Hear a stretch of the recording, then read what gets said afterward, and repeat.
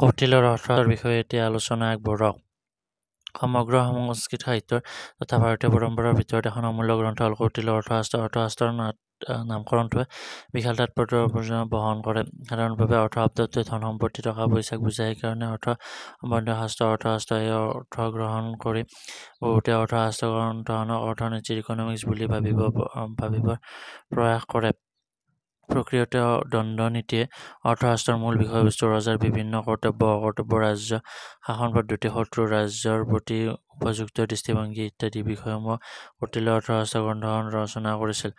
প্ৰাচীন ভাৰতৰ নন্দবংশক সমূলে উৎখাত কৰাৰ বাসনা মনত লৈ আগবাঢ়ি যোৱা চাণক্য বা কৌটিল্যৰ বাস্তৱ অভিজ্ঞতা সম্পন্ন সুগভীৰ জ্ঞানৰ প্ৰকাণ্ঠ দেখিবলৈ পোৱা যায় অৰ্থশাস্ত্ৰত। সেইকাৰণে কোৱা হয় যে অৰ্থশাস্ত্ৰখন কেৱল মাত্ৰ ৰাজনীতি বা দণ্ডনীতিৰ গ্ৰন্থ নহয়, এখন গ্ৰন্থ হৈছে সমাজত এখনত প্ৰচলিত সকলো বিষয়ক সামৰি লোৱা এটি গৱেষণা সমৃদ্ধ তথা ব্যৱহাৰিক উপযোগিতা থকা মহামূল্যৱান জ্ঞানৰ ভাণ্ডাৰ স্বৰূপ।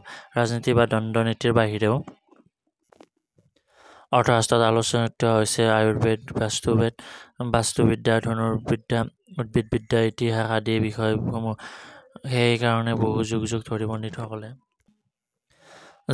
পণ্ডিতসকলে এই গ্ৰন্থ অধ্যয়ন কৰি নিজৰ নিজৰ ক্ষেত্ৰত বহুতো জ্ঞানৰ সন্ধান লাভ কৰিছে।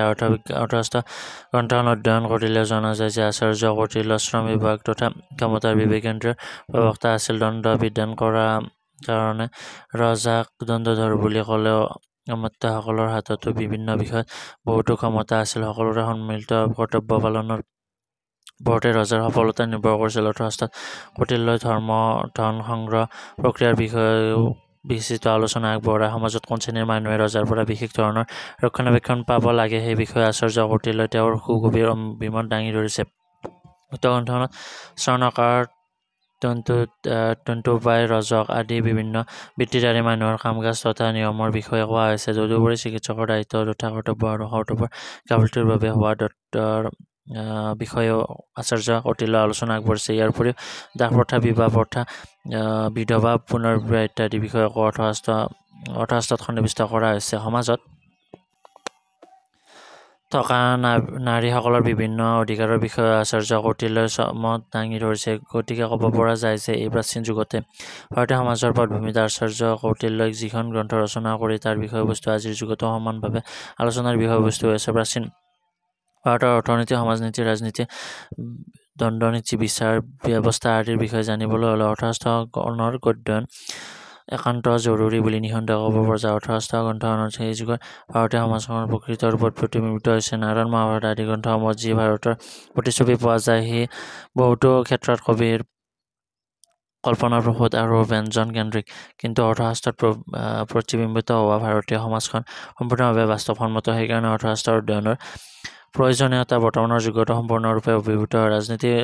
ৰাজনীতিৰ ফ্ৰান্সৰ পৰা এইখন এখন অমূল্য গ্ৰন্থ। ৰাজনীতিৰ ফালৰ পৰা এইখন এখন অমূল্য গ্ৰন্থ। বৰ্তমান যুগৰ বিভিন্ন পণ্ডিতে আজিও অৰ্থশাস্ত্ৰৰ বিভিন্ন বিষয়ক লৈ তেওঁলোকৰ গৱেষণা কাৰ্য চলাই আছে। গতিকে ক'ব পৰা যায় যে সমগ্ৰ ভাৰতীয় পৰম্পৰাগত কৌটিল্য বিবেচিত অৰ্থশাস্ত্ৰ গ্ৰন্থখনে সঁচাকৈ এক গুৰুত্বপূৰ্ণ স্থান অধিকাৰ কৰি আহিছে। Thank you. এইটো কুৱেশ্যনৰ এনচাৰ ইমানেই।